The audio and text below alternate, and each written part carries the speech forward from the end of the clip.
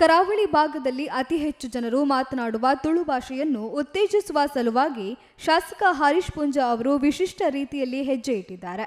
ತುಳು ಭಾಷೆ ನಾಡು ನುಡಿಗಾಗಿ ಕೆಲಸ ಮಾಡುವ ಸಂಘಟನೆಗಳಿಗೆ ಶಾಸಕ ಹರೀಶ್ ಪೂಂಜಾ ಈ ಹಿಂದಿನಿಂದಲೂ ಪ್ರೋತ್ಸಾಹ ನೀಡುತ್ತಾ ಬಂದಿದ್ರು.